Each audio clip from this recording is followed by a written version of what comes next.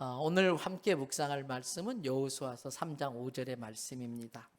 우리 같이 한음성으로 이 말씀을 읽어보겠습니다. 여호수아서 3장 5절 구약성경 322페이지 전후입니다. 여호수아가 또 백성에게 이르되 너희는 자신을 성결하게 하라. 여호와께서 내일 너희 가운데에 기이한 일들을 행하시리라. 아멘. 할렐루야. 오늘 또 저와 여러분의 가정, 자녀 그리고 하는 모든 일들 위해 하나님의 돕는 손길이 함께 하시길 주님의 이름으로 축복합니다. 또 여러 가지 직업의 특성상 또 여러 가지 상황 때문에 부득이하게 이 자리에 오지 못하고 가정에서 각자 있는 곳에서 영상으로 예배드리는 우리 성도들에게도 같은 은혜가 함께 하시길 주님의 이름으로 축복합니다. 이 땅에 기독교가 들어온 지 우리 개신교만 따지면 150여 년 이렇게 되어졌어요. 그런데 기독교가 이 땅에 처음 들어오는 과정 속에서 많은 교리적인 논쟁과 갈등이 있었습니다. 그 결과 여러 교단과 교파가 생겨나면서 한국교회는 많은 교단 교파로 분열을 하게 되었습니다. 이 분열의 아픔을 겪게 된 거지요. 그도 그럴 수밖에 없었던 것이 기독교가 들어오는 이 초창기에 세계적으로 유행하던 신학 사조가 있었습니다. 여러 가지 신학 사상이 있지만 그 중에 대표적인 게 소위 말하는 자유주의 신학입니다. 이 자유주의 신학은 예수님을 역사적 예수로 인정하지 않고 신화적 인물로 꾸며낸 이야기로 봅니다, 성경을. 그래서 아주 말도 안 되는 여러 가지 신학 사상을 가지고 성도들을 이렇게 혼란스럽게 만드는 자유주의 신학 사상이 전 세계에 유행했던 적이 있었고, 그 뒤로 억압당하는 사람, 약한 자들을 돕겠다는 건 참 좋은데 폭력을 사용해서라도 그들을 억압에서 건져내야 된다라고 하는 신학 사상을 가진 남미를 중심으로 퍼져나갔던 해방신학이라는 것이 있었습니다. 한국 기독교 역사에 이러한 신학적 배경을 가지고 이 땅에 기독교가 정착하는 과정 속에 안 그래도 기독교 역사가 짧아서 여러 가지로 미성숙한 상태에 그러한 신학적 배경에서 교리적 논쟁을 하다 보니까 한국교회가 각자의 신학적 입장에 따라 분열하는 일들이 있었던 것이지요. 그러나 감사하고 다행스럽게 시간이 지나면서 한국교회가 점점 성숙되어져 갔습니다. 그래서 이제는 자기 신학적 입장만 주장하는 것이 아니라 다른 교단 교파에 있는 사람들은 성경을 어떤 신학적 사상으로 이렇게 주장을 하는지를 들을 수 있는 여유가 좀 생겼습니다. 그러다 보니까 이제는 다른 교단의 목사님들끼리 만나도 예전처럼 교리적인 내용을 가지고 다투거나 논쟁을 잘 하지 않습니다. 성경에서 아주 벗어나는 그러한 경우가 아니라면은 어떤 구절에 대한 입장 차이를 서로 인정합니다. 자신의 신학적 입장을 고수하되 또 상대의 주장을 존중하는 분위기가 형성되어져 있습니다. 이러한 현상들은 우리나라뿐만 아니라 전 세계적인 현상입니다. 그런데 아직도 자기 교단의 교리를 고집하는 교단들이 있을 수 있는데 전 세계적으로 보면은 그러한 교단들은 대체적으로 교세가 점점 약화되어져 가는 현상을 보이고 있습니다. 반면에 성령 충만을 강조하고 성령님의 역사를 존중하고 또 성령님의 인도하심을 간절히 구하는 교회일수록 교단 교파와 상관없이 부흥하고 있는 것을 우리가 볼 수도 있습니다. 그래서 예전에는 상상도 할 수 없었던 저 같은 사람이 장로교단에 가서 설교도 하고 또 보수 중에 보수라고 하는 고신신학, 고신측, 고신대학교 가서 집회를 인도할 수도 있게 된 겁니다. 그래서 이제 교회들을 보면은 교단 교파의 색깔보다는 담임 목사의 색깔이 많이 중요하게 드러나고 있습니다. 그래서 어떤 장로교회는 오히려 교단은 장로교회인데 순복음교회 같은 교회도 있고 또 성결교회 같은 특성을 지닌 교회들도 많이 생겨나고 있습니다. 부산은 특히 더 그렇습니다. 부산에서는 우스갯소리로 교단 교파가 다 사라졌다.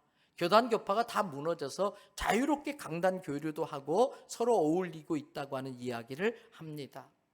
한 성령님의 인도하심 가운데 장로교 합동 측, 통합 측, 고신 측 할 것 없이 또 감리교회, 침례교회, 순복음교회, 성결교회 할 것 없이 목회자들이 자유롭게 만나서 서로 배우고 협력하면서 이 부산 복음화를 이루어가고 있습니다.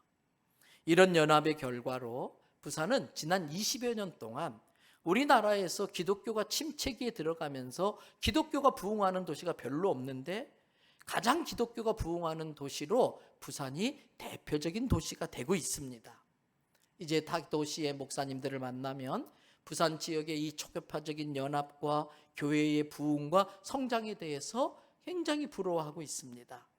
저는 감사하게도 이 일에 우리 교회와 우리 교회 성도들의 그 헌신이 어느 정도 역할을 했다고 생각하면서 앞으로도 이런 일에 더 크게 쓰임받기를 주님의 이름으로 축복합니다. 우리 교회가 속한 교단은 한번 따라 하십시다. 기독교 대한성결교회.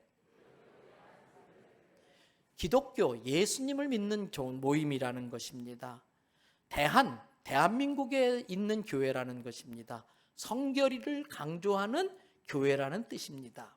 그런데 우리는 쉽게 우리 교회를 부를 때에 대연성결교회 이렇게 줄여서 부르는데 문서를 사용할 때라든지 공식적인 명칭으로 부를 때는 풀네임이라고 그러지요. 전체 이름을 다 쓰게 되는데 전체 이름은 기독교 대한성결교회 대연교회. 기독교 대한성결교회 대연교회가 우리 교회의 공식적인 명칭입니다. 우리 교단은 매년 5월 마지막 주일을 교단 총회로 모입니다. 전국에 11개의 지방회가 있습니다. 여기서 지방회는 장로교단으로 말하면 노회라고 할 수 있습니다. 이 부산에는 부산 서지방회, 부산 동지방회가 있는데 우리 교회는 부산 서지방회에 소속된 교회입니다. 이 지방회 대표들이 1년에 한 번 모여서 1년 동안 성결교단을 이끌어갈 총회장을 선출하고 1년 동안 교단 차원에서 해야 될 여러 가지 중요한 사업들을 결정하는 총회를 갖습니다. 그리고 총회가 끝난 바로 그 다음 주일 5월의 마지막 주일, 오늘이 되겠지요. 이 5월의 마지막 주일을 성결교회 주일로 지킵니다. 아시는 것처럼 저는 연합을 강조하는 목회자이기 때문에 교단색을 그렇게 많이 드러내거나 강조하는 목사는 아닙니다. 그래도 오늘 같은 성결교회 주일을 지킬 때에는 우리 교회가 속한 교단이 어느 교단인지 좀 알아야 될 것이고 또 성경의 여러 내용 중에서 우리 성결교단이 더 강조하는 것들은 무엇인지를 알아야 될 필요가 있다고 생각합니다. 한국을 대표하는 주요 교단들이 있습니다. 장로교, 감리교, 성결교입니다. 그래서 장감성 이런 표현을 쓰기도 합니다. 거기에 또 주요 교단으로 침례교단과 순복음교단 등이 있습니다. 여러분, 장로교와 감리교회는 교단의 정치 제도에서 그 이름이 나왔습니다. 그래서 장로교단은 장로님들 중심으로 교회를 운영해 가고 있습니다. 감리교단은 목사님을 감독으로 세워서 이 목사님 감독의 지도 아래 교단과 교회를 이끌어가고 있습니다. 침례교회는 우리가 세례를 베풀 때에 침례를 꼭 해야 된다. 물에 온몸이 다 들어가야 된다는 것을 강조하는 교단. 그래서 침례교회 큰 교회 뒤에는 강대상 뒤에 커튼이 쳐져 있고 그 커튼을 걷으면 침례탕이 있는 걸 볼 수가 있습니다. 순복음교단은 우리 교단과 많이 유사한데 순복음교단을 이렇게 우리나라에서 시작하신 조영규 목사님의 장모이신 최자실 목사님, 그 기도원 갑자기 생각이 안 나네요.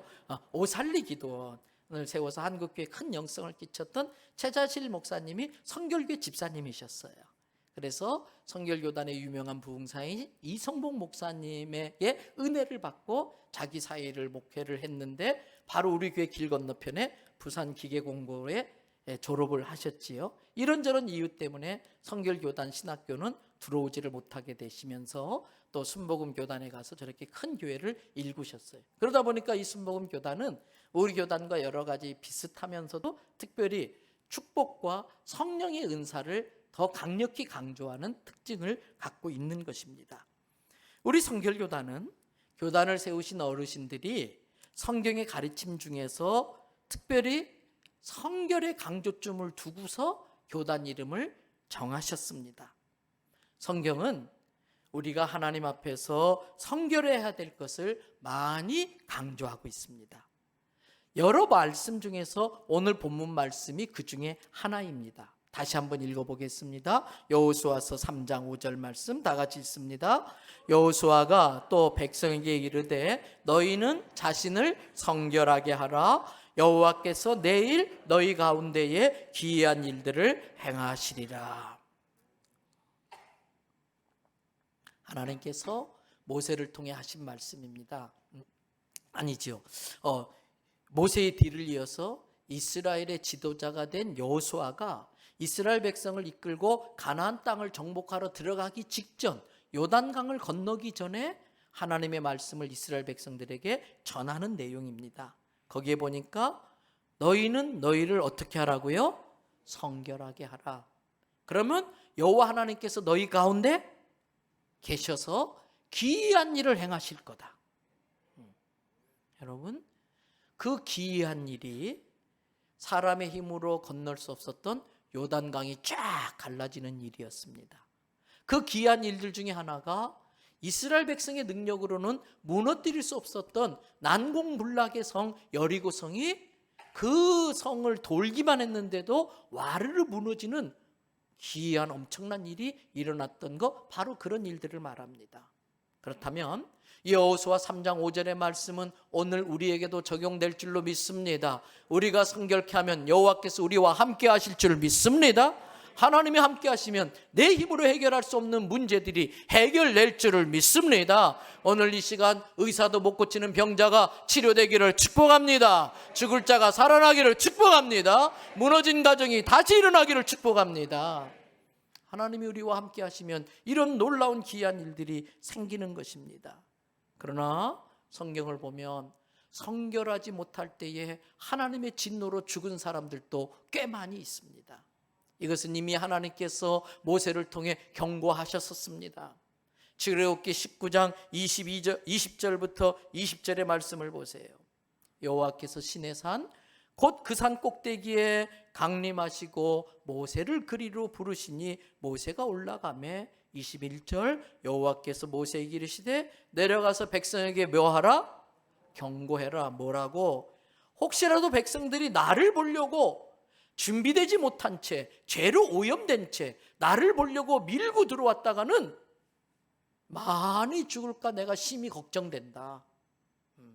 22절 그래서 여호와에게 가까이 하는 제사장들을 비롯해서 모든 백성들이 그 몸을 어떻게 하고?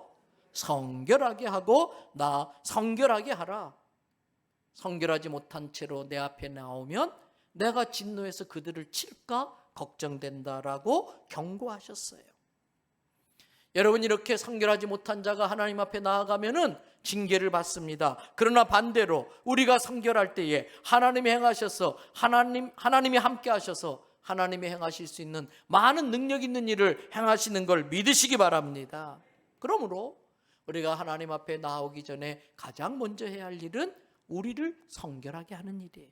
그래서 늘 제가 예배 드릴 때마다 4가지 합심 기도를 하지요. 예배의 주인공은 하나님이기 때문에 하나님께 먼저 찬양 올리자. 은혜 받는 게 목적이 아니에요. 축복받는 게 목적이 아니에요. 그건 덤이에요. 하나님께 영광 돌리는 예배를 드리면 하나님은 우리를 기특하게 보셔서 은혜 주시고 축복하시는 걸 믿으시기 바랍니다.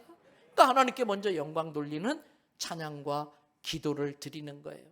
그리고 감사할 줄 알아야 돼. 우리가 이 자리에 있는 것도 하나님의 은혜인 줄로 믿습니다. 하나님의 은혜가 아니면 한순간도 살아갈 수 없어요. 근데 하나님은요, 감사할 줄 아는 자에게 감사할 일을 더 많이 만들어 주셔요. 저희 장인이 제가 처음 서울로 이제 이사 가서 이렇게 사는데 우리 큰애가 태어난 지 얼마 안 됐을 때예요. 토요일 날 병원 마치면 집에도 안 들리고 바로 공항에 오셔서 비행기 타고 그냥 서울로 오세요. 그걸 모르는 장모님이 얼마나 섭섭해 하신지 몰라요. 근데 오실 때마다 꼭 선물을 사오세요. 선물을 사오세요.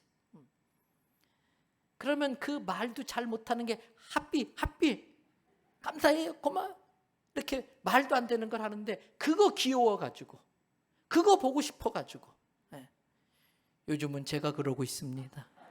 매일 다 영상 보면서 그냥 보고 싶어 죽겠어요. 감사하니까 그 소리 듣고 싶어서 자꾸 또 감사할 일을 만들어 주시는 거예요. 때문에 우리는 예배를 시작하면서 감사하는 기도를 드리는 거예요. 그리고 세 번째로, 하나님은 낭비가 없으셔요. 우리를 축복하는데 축복이 오염될까 봐 마음그릇이 깨끗하게 준비된 자에게 축복하시는 줄로 믿습니다. 그래서 회개 기도하는 거예요. 그리고 네 번째로, 우리의 연약함과 부족함을 아뢰면서 하나님 도와주세요. 이 예배를 통해서 예배 마치고 세상에 날아가면서 살 때에 승리하며 살아갈 수 있는 축복을 내려 주시옵소서. 이렇게 기도하는 거예요. 여러분, 이렇게 성결함으로 준비하면 하나님이 함께 하시고 축복하는 걸 믿으시기 바랍니다. 그래서 히스기야가 남유다의 왕위로 올라가는데 그의 아버지, 할아버지들이 정말 우상을 섬기면서 못된 짓을 골라서 다 했거든요. 근데 자기가 왕이 되니까 나는 그렇게 하지 말아야지 하면서 결심한 것이 있어요. 역대하 29장 2절부터 11절 말씀 제가 읽어가면서 설명하겠습니다. 히스기야가 그의 조상 누구를요? 다윗의 모든 행실과 같이 여호와 보시기에 어떻게? 정직히 행하여. 모델을 누구로 삼느냐가 중요해요. 일반적으로 아버지를 닮게 되는데 히스기야는 아버지를 닮지 않고 훨씬 더 위에 정말 하나님을 기쁘게 했던 다윗을 내가 따라가겠다 결심을 한 거예요. 다윗을 닮겠다.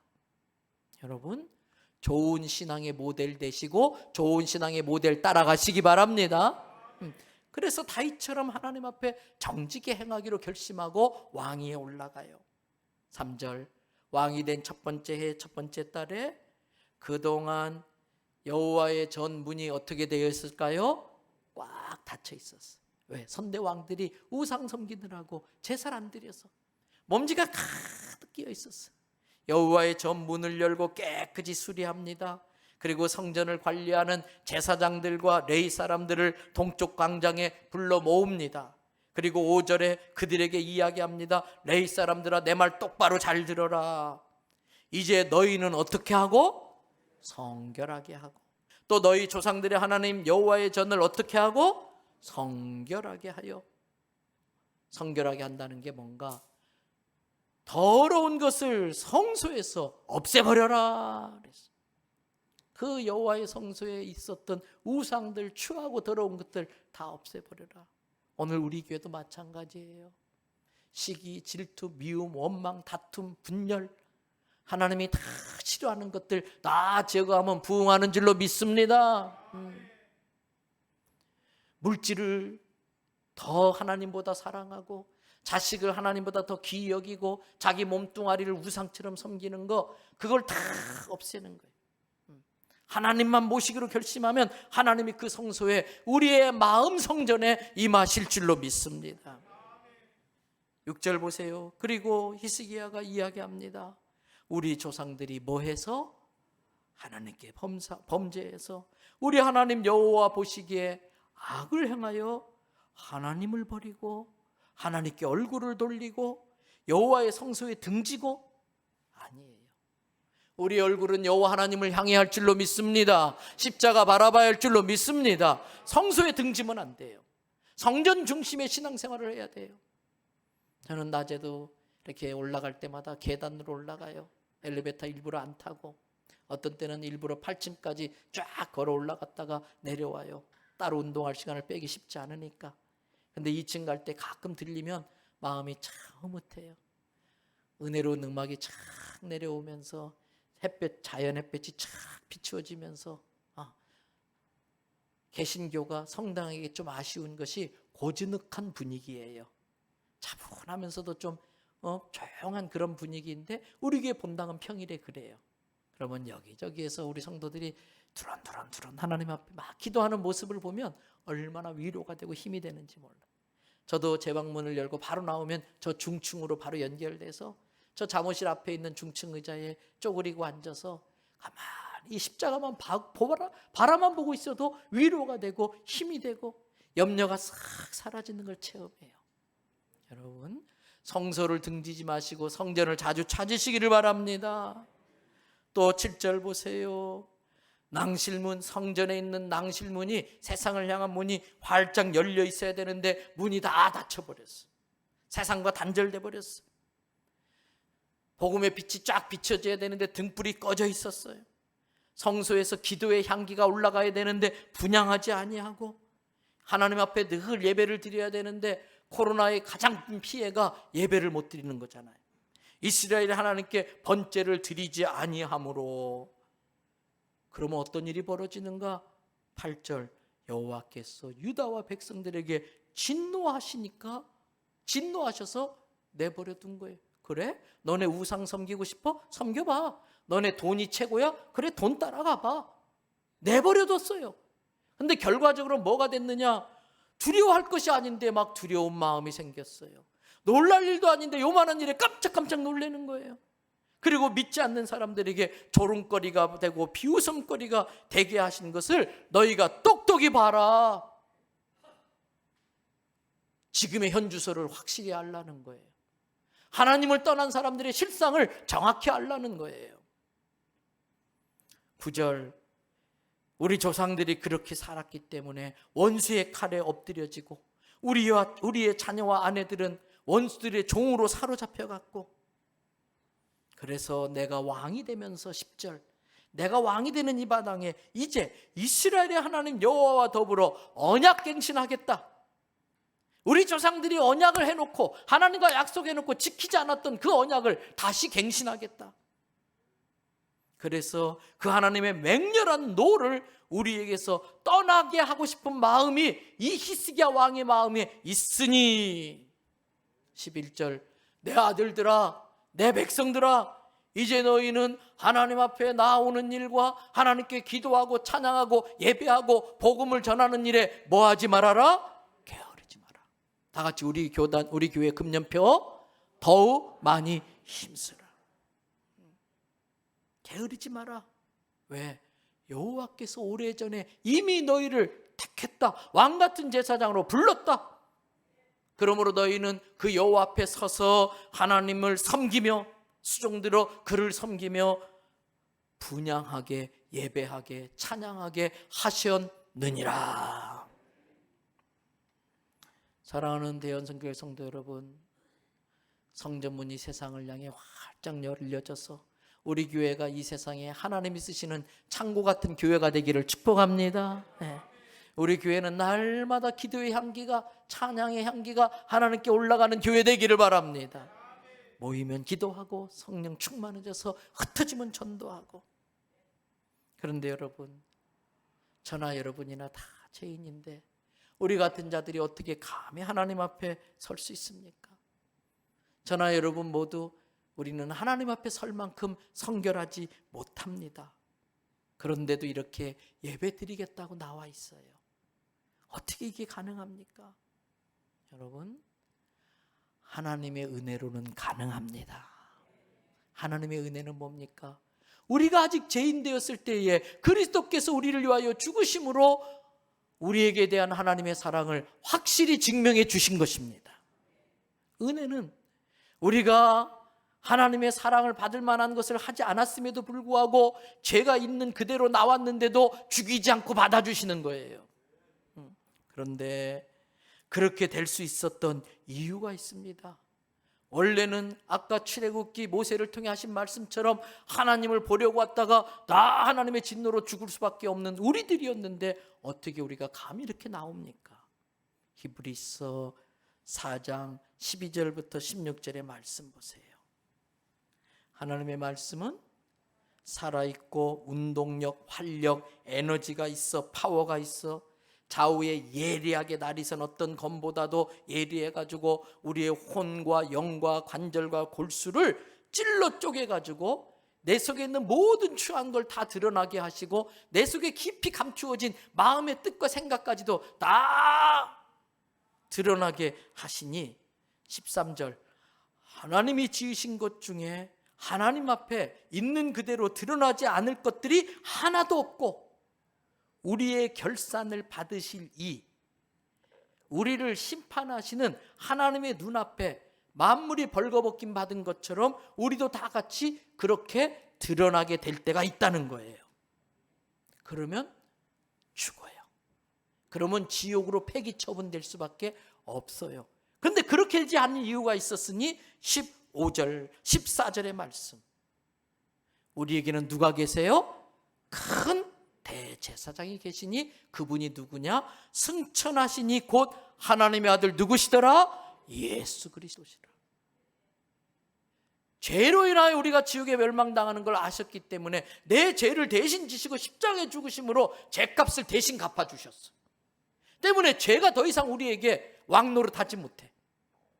더 이상 우리는 마귀에게 죄 때문에 빚진 자가 아니에요. 그 죄의 빚을 갚지 못하면 마귀에게 질질 끌려서 종노릇하다가 지옥에 갈 수밖에 없는데, 예수님이 십자가에서 모든 죄값을 자기 피로 다 갚으시고 씻어주셔서 우리는 그 예수님의 보혈을 뒤집어 쓸 때에 하나님 앞에 의롭다고 여김받는 걸 믿으시기 바랍니다. 그 의로운 대제사장을 믿는 도리를 굳게 잡을지어다. 할렐루야. 15절, 우리에게 있는 대제사장 되시는 예수님은 우리의 연약함을 모르는 채 하는 분이 아니시고, 우리의 그 힘든 것을 아이고 고소해 이렇게 하시는 분도 아니고, 네가 못된 짓 했으니까 대가를 치러야지, 벌 받아야지 이렇게 하시는 분이 아니시고, 우리의 연약함을 동정하지 못하실 리가 아니라 우리를 불쌍히 여기고 긍휼히 여기시고 우리와 같이 아파하시고 우시는 분인 줄로 믿습니다. 왜냐하면 15절 뒤에 모든 일에 우리와 똑같이 시험을 받으셨어요. 그래서 시험 받는 우리의 입장을 충분히 아세요. 그런데 우리와 다른 점이 있다면, 그분은 우리는 시험받아 다 유혹에 넘어가서 선악과 따먹고 못된 짓 하고 다 죄짓고 살았지만 예수님은 죄가 없으시니라. 거룩하고 순결한 제물로 우리를 대신하여 십자가에 죽으셔서 바쳐질 때에 하나님이 받으실 만한 충분한 깨끗한 제물이 예수님이시더라는 거예요. 그래서 16절 말씀 다 같이 읽어봅니다. 그러므로 우리는 긍휼하심을 받고 때를 따라 돕는 은혜를 얻기 위하여 은혜의 보좌 앞에 담대히 나아갈 것이니라. 할렐루야. 그 말씀 그대로 띄워놔 주세요. 그런 예수 그리스도가 계심으로, 우리를 불쌍히 여기는 그 중보자가 계심으로, 그분에게 긍휼하심을 받고 불쌍히 여기심을 받고 필요할 때마다 도와주시는 은혜를 입기 위하여, 우리가 필요한 걸 구할 때마다 예수의 이름으로 구하면 주시는 걸 믿으시기 바랍니다. 그 은혜를 얻기 위하여 은혜로우신 하나님의 보좌 앞에 그냥 나갔다간 하나님의 진노에 죽을 수밖에 없지만, 예수님의 보혈을 입고 나감으로 의인으로 우리를 받아주시는 그 하나님의 보좌 앞에 쫄지 말고, 얼지 말고, 핸드폰 울리지 말고 담대히 나아갈지어다. 할렐루야. 여러분, 이제 사진 한 장을 보겠습니다. 뭔가요? 아시나요? 이 식물 이름이 뭐예요? 담쟁이 덩쿨.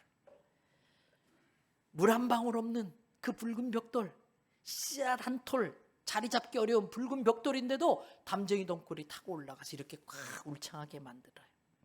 그런데 접시꽃 당신으로 유명한 시인인 도종환 시인이 이 담쟁이를 보고 쓴 담쟁이라는 시가 있어요. 제가 한번 읽어봐 드릴게요. 백뮤직을 한번 넣어봐요. 네. 멋지게. 저것은 벽, 어쩔 수 없는 벽이라고 우리가 느낄 때, 그때 담쟁이는 말없이 그 벽을 오른다.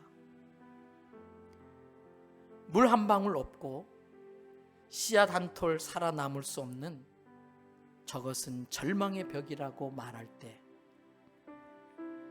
담쟁이는 서두르지 않고 앞으로 나아간다. 한 뼘이라도 꼭 여럿이 함께 손을 잡고 올라간다.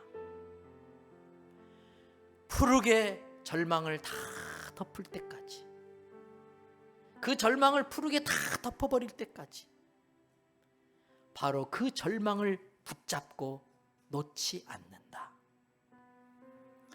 저것은 넘을 수 없는 벽이라고 고개를 떨구고 있을 때 담쟁이는 입 수천 개를 이끌고 결국 그 벽을 넘는다. 저는 우리 성결교단이 마치 담쟁이 같다 그런 생각이 들어요. 우리 교단이 생겨난 과정을 보면 다른 장로교단이나 감리교단과는 많이 다릅니다. 이 장로교나 감리교단들은 선교사들이 은혜 받고 먼저 찾아왔어요. 캐나다에서, 미국에서, 영국에서, 호주에서 먼저 선교사들이 이 땅에 찾아와서 목숨 바쳐가며 또 서국교회의 재정적 후원을 받아가며 이 땅에 장로교단, 감리교단을 만들고 교회를 개척하고 교회를 건축하고, 그래서 빨리 이 교단들은 크게 성장할 수 있었어요. 근데 우리 성결교단은 출발이 달랐어요. 김상준, 정빈이라고 하는 두 어르신이 계셨는데 일본에 유학 갔다가 서양 문물을 배우려고 찾아갔는데 서양 사람들이 동경에 세운 학교가 있었는데 감리교 선교사님들이 세운 동양 성서 학원이라는 곳을 찾아가게 돼요. 거기에서 예수님을 바로 믿고 은혜를 받고 우리 민족이 살 길은 예수 믿는 길밖에 없다. 그리고 다시 한국에 돌아와서 종로구 염곡동이라는 곳에서 북을 치고 장구 치면서 막, 그러면 무슨 일이지, 사람들이 모이면 여러분 예수 믿어야 됩니다. 여러분 회개 안 하면 우리는 다 지옥 갑니다. 예수 믿고 구원받아 천당 갑시다. 외치기 시작해. 놀랍게도 사람들이 막 죄를 회개하고 예수님을 믿어요. 그러면 가까운 장로교회 보내주고 가까운 감리교회 보내주고, 그러다가 사람들이 점점 많아지니까 안 되겠다, 우리끼리 같이 예배드리자. 그래서 1907년, 공교롭게도 오늘하고 날짜가 똑같네요, 5월 30일 날 정식으로 성결교회가 출발을 하게 됩니다. 그러나 우리 교단은 이 땅에 뿌리를 내리는 과정 속에 너무나 많은 어려운 시간들을 지내게 됩니다. 우리 교단의 마크가 뭔지 아십니까? 스크린에 사진 띄워봐 주세요. 저 밤색은 가시면류관, 저 백합은 예수 그리스도의 부활을 상징해요. 죽은 씨앗이 썩어서 핀 부활을 상징해. 저 가시면류관은 예수님의 고난을 상징하고, 저 파란색은 성결교회의 미래, 희망, 소망, 기대를 의미하고 있습니다. 왜 우리 성결교단은 가시밭에 핀 백합화가 교단 마크가 되었을까? 일제강점기와 한국 전쟁을 겪으면서 어느 교단 막론하지 않고 수많은 교단 교파가 고통을 겪고 어려운 시간을 보냈습니다. 일제의 핍박을 받고 또 공산당의 핍박을 받아서, 그 중에서도 우리 성결교회는 신사참배, 일본 천황은 신이 아니다, 하나님 외에는 다른 신을 섬기지 말라고 했기 때문에 우리는 일본 천황한테 신사참배할 수 없다. 그러다가 1943년 기독교 대한성결교회는, 그때까지만 해도 조선 대한예수교라고 했던 성결교회라고 했는데, 폐쇄를 당해요. 일제에 의해서 억지로 교회는 해산당해버리고 교회 건물은 전부 다 차압당해서, 여기 수정동에 있는 수정동 성결교회 같은 경우는 그 건물이 군수 물품 공장 또는 가마니 공장으로 다 차압당해요. 교인들은, 많은 사람들이 감옥에 갇히고 남아있는 사람들은 뿔뿔이 흩어져서 장로교회로 감리교회로 다 가버리고 성결교회는 없어져 버리고 말았어요. 다행히 3년 뒤에 조국의 해방과 함께 다시 성결교회가 예전 같은 교세는 아니지만 다시 모여가지고 예배를 드리면서 다시 성결교단이 출발을 하게 됩니다. 그런데 그것도 몇 년 안 가서 북에서 공산군이 내려오는 거예요. 이 공산 치하 때에 여러분이 잘 아시는 것처럼 한국 전쟁 과정에서 전라남도 신안군 증도에 있었던 문중경 전사님을 비롯해서 수많은 성결 가족이 공산군에 의해서 순교를 당합니다. 논산에 있는 병천교회에서는 66명이 교회에 불지르면서 그 안에 갇혀 있다가 다 죽어요. 불타 죽어요. 전라남도 신안 진리교회에서는 이판일 장로님을 비롯해서 43명의 성도들이 산채로 땅에 묻혀서 생매장 당해 죽습니다. 정읍 두암교회에서는 김용훈 목사님의 일가 23명이 순교를 당하는데 그 중에 눈에 띄는 여집사 한 명이 있었는데 윤임내 집사라는 분이 계셨어요. 이 윤임내 집사는 일찍 결혼해서 사남 일녀를 두었지만 32살에 남편이 죽어요. 혼자서 오남매를 죽으라 고생하며 키우는 과정 속에 큰아들 김용은이가 예수님을 믿고 전도사가 됩니다. 그걸 계기로 이 윤임내 집사님의 모든 자손들은 예수님을 영접하고 기독교 신자가 됩니다. 큰아들 김용은이는 신학을 공부하고 전도사가 되어서 1947년 1월에 자기 고향 두암마을로 돌아와서 전라북도 정읍군 소암면 두암마을에 돌아와서 두암성결교회를 개척을 합니다. 그런데 47년에 1월에 개척했는데 50년에 한국전쟁이 터지잖아요. 이 두암마을에도 일찍이 공산주의 사상에 물든 사람들이 있었는데 공산군이 내려오자 자기 세상을 만났다고 하면서 하나님을 부정하는 공산당은 이 기독교가 암 같은 존재이기 때문에 김용은 전도사와 두암교회 교인들을 핍박하기 시작해요. 그리고 어느 날 공산군이 쳐들어와서 이 윤임내 집사님의 아들이면서 김용은 전도사의 남동생인 김용채 집사를 사람들이 보는 앞에서 총을 쏴서 죽여버려요. 근데 여러분, 놀랍게도 그 김용채 집사가 총에 맞아 죽는 걸 보고도 두암교회 교인들이 흩어진 게 아니라 그날 저녁부터 오히려 교회에 모여서 하나님 앞에 부르짖어 기도해요. 하나님, 우리를 도와주세요. 우리를 살려주세요. 여러분, 그러다가 결국 9월 10일부터 10월 26일 사이에 한 달 반 사이에 윤임내 집사를 비롯해서 23명의 성도들이 순교를 당하고 예배당과 교인들의 집은 다 불타버려요. 당시 목격자들의 증언에 의하면 윤임내 집사는 교회 안에서 기도하다가 공산군이 와가지고 칼로 찔러서 그 자리에 죽어요. 그리고 이 공산당이 불을 지르고 가는데 나중에 불탄 교회에 가보니까 윤임내 집사는 목에 칼이 꽂힌 채 기도하는 두 손을 모으고 그대로 죽은 채로 발견이 돼요. 여러분, 당시 공산군들은 화를 이기지 못해서 윤임내 집사한테 가가지고 예수 포기하면 살려줄게. 그럴 때 윤임내 집사는 아니요, 나는 지금 죽어도 천국에 갈 수 있으니 죽는 것이 하나도 두렵지 않습니다. 제가 걱정스러운 건 오히려 당신들입니다. 늦지 않았으니 당신들도 지금이라도 회개하고 예수 믿고 천국 가시기 바랍니다. 그러면서 죽어갔다 그래요. 윤임내 집사님의 3명의 손주는 빈 우물에 던져져서 생매장당해 죽었고요. 김용은 전도사님의 아들은 몽둥이로 맞아서 타살당해 죽었고요. 박호준 집사와 김용술 청년은 항문에 말뚝이 박힌 채 칼질당해서 죽었고요. 김정두 성도 가족과 김환두 성도 가족은 대나무로 만든 죽창과 칼에 찔려 죽은 후 불에 태워져서 버려졌어요. 여러분, 그러면서도 그들은 이 모든 고문과 고통을 감당하면서 끝까지 믿음을 잃지 않고 신앙을 지켰다는 거예요. 인천 상륙작전이 시행되고 정읍에 다시 국군이 들어오게 될 때에 김용은 목사님은 국군과 함께 이 두암마을에 들어가서 가해자들을 만납니다.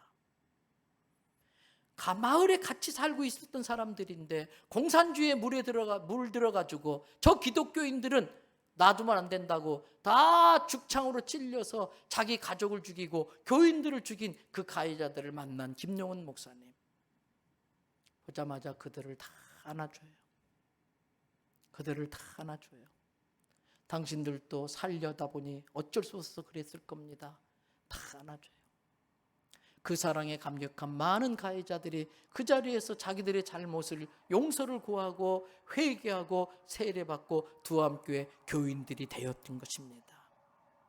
여러분, 그 이후로 이 순교의 피는 복음의 열매를 맺는데 나중에 윤임내 집사님의 자손들을 조사해 보니까 후손들 중에서 교단 총회장을 비롯해서 30명의 목회자가 배출이 되는 것입니다.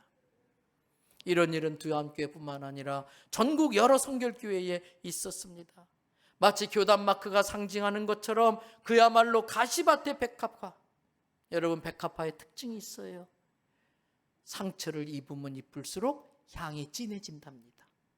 가시에 찔리면 찔릴수록 그 향이 진해지는 가시백합처럼 우리 성결교회 교인들은 그 환난과 핍박과 고난 속에 오히려 예수 그리스도의 향기를 더 진하게 바라면서 하늘나라에 간 것입니다.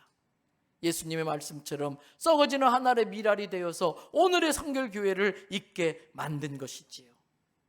말씀을 마무리해 가겠습니다. 우리 성결교단들이 개신교회는 대부분이 교리가 다 비슷비슷하지요.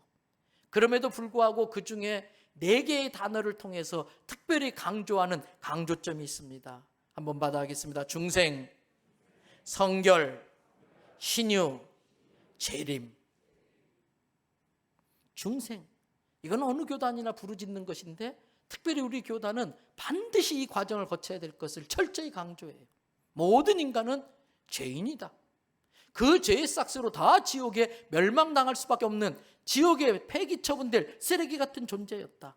그런데 하나님의 은혜와 사랑으로 하나님이 직접 사람의 몸으로 오셔서 우리 죄를 대신 지시고 십자가에 죽으심으로 그 앞에 회개하는 모든 자들에게 죄를 용서해 주시고 죄를 씻어 주셔서 깨끗하게 해주시고 부활의 능력으로 다시 사셔서 우리에게 영원한 생명을 주심으로 그 영생으로 새로 태어났다.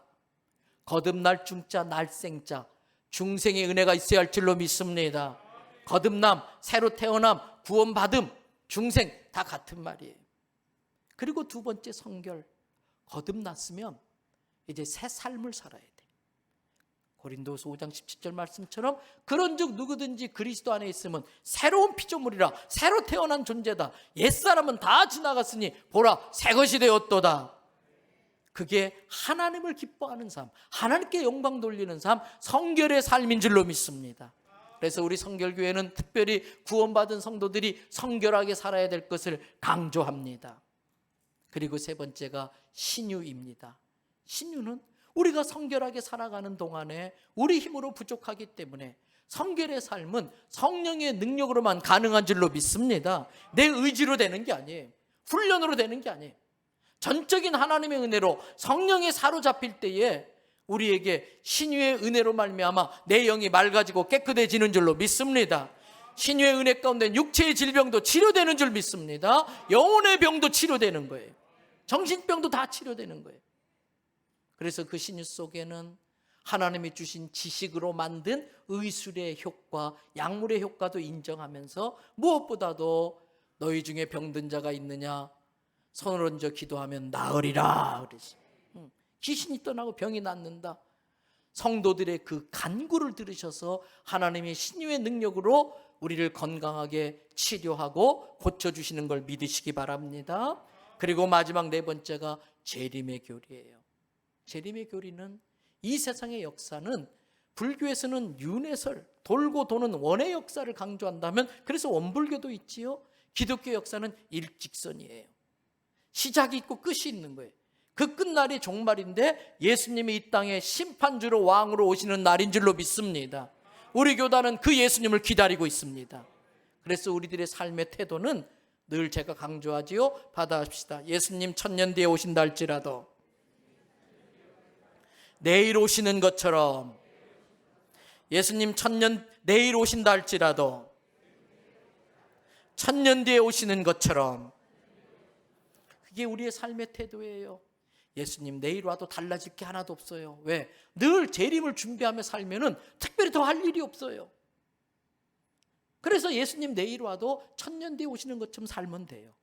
그리고 예수님 천년 뒤에 오신다 할지라도 우리는 내일 오실 것처럼 종말의 자세를 가지고 살아야 돼요. 그래서 이 재림의 신앙은 지금이 마지막이다라고 생각하며 사는 거예요. 지금이 뭐라고요? 마지막이다. 그러면 여러분 이 예배 마치고 점심 드실 거잖아요. 그게 어쩌면 마지막 식사예요. 그러면 그 식사가 어때요? 감사하지. 너무나 귀하지. 반찬 투정할 수 없어. 여러분 어쩌면 이 예배가 우리의 마지막 예배일 수 있어. 예수님 지금이라도 오실 수 있다는 게 우리의 믿음이니까. 그러면 이 예배가 내 인생의 마지막 예배라면 은혜가 되지 않을 수 없는 거예요. 그리고 내가 지금 만나는 그 사람이 마지막 보는 거예요. 오늘 집에 나올 때 내 자식 마지막 본다 생각해야 돼. 지금 만나는 사람 마지막 본다 그러면 그렇게 사랑스러울 수가 없어요. 이게 재림의 신앙입니다. 사랑하는 성도 여러분, 한번 따라 하십시다. 우리는 성결교회 교인입니다. 이 세상에 앞으로 살아가다 보면 여러 형태의 고난들이 있어요. 육체의 질병으로부터 오는 고난, 재정의 어려움으로부터 오는 고난, 인간관계 갈등으로부터 오는 고난, 이런저런 고난이 있지만 중생, 성결, 신유, 재림의 복음을 꽉 붙잡고 가시에 찔리는 백합화가 더 진하게 향기를 내는 것처럼 고난당하면 당할수록 복음이 더 분명해지기를 바랍니다. 신앙이 더 반듯하게 쓰기를 바랍니다. 그래서 예수 그리스도 사랑의 향기를 온 세상에 퍼뜨리는 우리 대원성결교 성도 되기를 주님의 이름으로 축복합니다.